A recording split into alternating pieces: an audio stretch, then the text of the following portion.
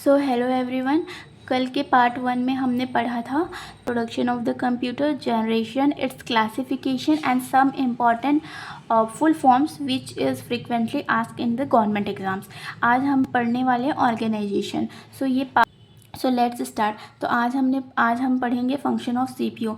First of all CPU का full form आपको पता है, सेंट्रल प्रोसेसिंग यूनिट होती है। ठीक है, इसके फंक्शन क्या क्या होते हैं। ये जो सीपीयू है ना, ये it receives the instruction data from the program, जो भी हम देते हैं, ठीक है, वो इंस्ट्रक्शन एंड डेटा रिसीव करती है, arithmetic and logic operation perform करती है, और ठीक है एंड रिजल्ट स्टोर करती है। ठीक है, ये वन लाइन में आपसे पूछ सकता है इसका स्टेटमेंट देके कि बताओ ये किस कंपोनेंट का ठीक है फंक्शन है, तो आपसे ऐसा पूछा जा सकता है। अब देखो, इस सीपीयू के भी 3 कंपोनेंट होते हैं, that is registers, ALU arithmetic logic unit and control unit. Registers क्या होता है, they are the temporary storage. ठीक है, बहुत लेस अमाउंट का रहते हैं, या जो भी आप डेटा रहते हो ना, कुछ अमाउंट में यहाँ पे स्टोर होता है, तो दैट इज़ रजिस्टर्स। ओके, वैसे रजिस्टर में हम कुछ एंटर करते हैं ना, तो वो हमारे पास एक तरीके से स्टोर करके होता है ना, आपको उसी तरीके से इसको याद करना है कि रजिस्टर्स वो होते हैं। ठीक है, एएलयू होता है जिसमें सारा एडिशन मैथमेटिकल ऑपरेशंस होते हैं ना, एंड और नॉट, मतलब ठीक है, ये सब ना कंपैरिजन वाले। ठीक है ना। अब कंट्रोल यूनिट ये होता है flow of data execution and management, इसको बोलते हैं कंट्रोल यूनिट। ठीक है, तो ये है सीपीयू के फंक्शंस। अब देखो, आते हैं मेमोरी में। Memory as you all know it is the place where the data and instructions store, तो उसको हम मेमोरी बोलते हैं। अब गाइस, मेमोरी भी कितने टाइप्स की होती है, 3 टाइप्स की, primary memory, secondary memory and cache memory. Okay, so primary memory is further divided into 2 parts. कौन कौन सी, रैम, रोम। ठीक है ना, हम पढ़ते आए हैं, स्कूल में भी पढ़े हैं, so it will be easy for us. ठीक है, तो जो रैम होता है that is called random access memory. ये क्या रहती है, वोलेटाइल रहती है। वोलेटाइल मतलब कि जैसे पावर आपका सिस्टम का ऑफ हो गया, आपकी डेटा आप खो देंगे। ठीक है ना, तो इसको फ्रिक्वेंटली सेव करना होता है, हर 10 मिनट में, 5 मिनट में आपको अपने डेटा को सेव करना होता है, ताकि ये आपका जो डेटा है ना वो स्टोर हो सके। ठीक है, इसको हम रीड एंड राइट दोनों के लिए यूज़ करते हैं। ठीक है, और इसका क्या पर्पस रहता है, to provide data and instruction to the CPU. Okay, ये रहता है। अब इसके भी 2 पार्ट्स होते हैं, स्टैटिक होता है और डायनेमिक होता है। जो स्टैटिक होता है ये बहुत फास्ट रहता है और इसमें कोई भी रिफ़्रेश की नीड नहीं रहती है। डायनेमिक स्लोअर होता है एंड इसको ना आपको रिफ़्रेश करना पड़ता है। ओके, अब इसके बाद आते हैं रीड ऑनली मेमोरी में। नाम से पता लग रहा है ना, रीड ऑनली, तो इसमें क्या रहेगा, आप इसको सिर्फ और सिर्फ रीड कर सकते हो, और ये नॉन वोलेटाइल रहेगा। मीन्स अगर आपका पावर ऑफ भी हो गया तो आप अपने डेटा को नहीं खोएंगे। ठीक है ना। इसका क्यों यूज़ होता है, for computer booting and firmware storage. Okay, अब इसके भी 3 पार्ट्स होता है। ये जो फॉर्म है ये बहुत इंपॉर्टेंट है, P ROM, E P Rome and E P ROM.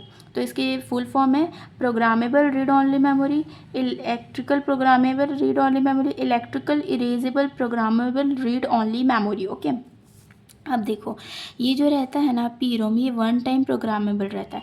ये क्या रहता है, इट कैन बी इलेक्ट्रिकली, ठीक है ना, तो it can be erased by UV lights. Okay, अब ये इलेक्ट्रिकली इरेज कर सकते हैं, तो ये रीप्रोग्रामेबल, जिसको इरेज कर सकते हैं वो रीप्रोग्रामेबल भी होता है। ओके, अब देखो दूसरा आता है सेकेंडरी मेमोरी। सेकेंडरी मेमोरी क्या होती है, ये नॉन वोलेटाइल रहता है और ये लॉन्ग टर्म स्टोरेज रहता है।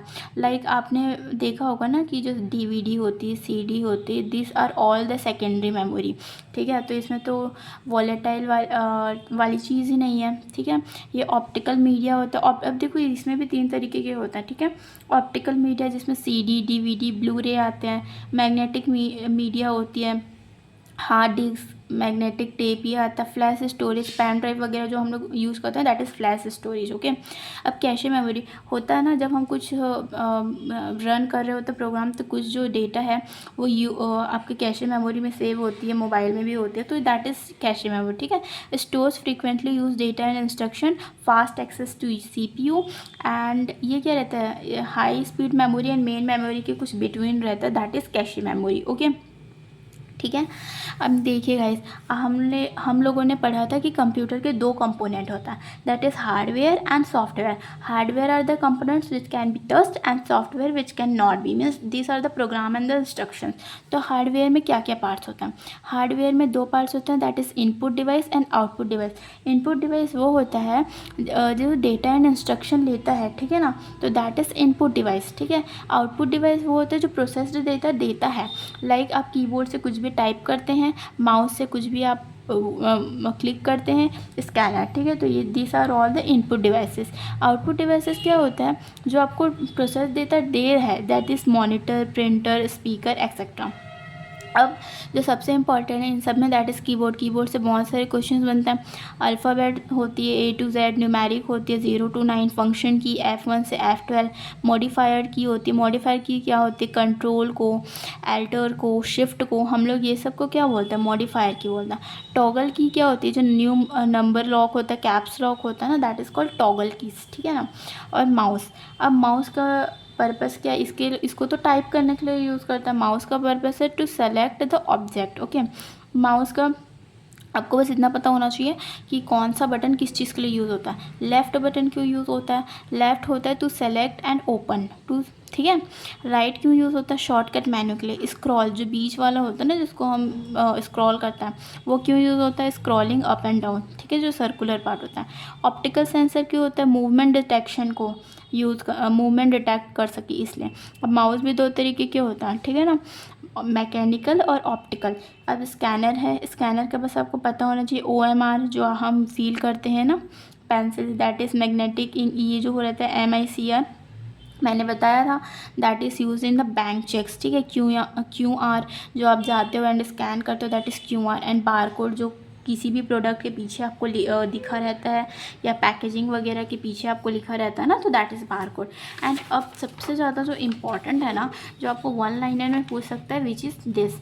ठीक है। सो ये सब आपको याद कर लेना है। ये सब कुछ इम्पॉर्टेंट कीज़ हैं जो आपको याद कर लेना है। ठीक है। इसमें बस ये सब बस लर्न करने वाली चीज़ है, तो ये आपको अच्छे से याद करना है, which might be ask. Okay. 1 KB 1024। So I hope आपको ये आज का वीडियो अच्छा लगा होगा, एंड अच्छा लगा so do like, share and subscribe. Thank you.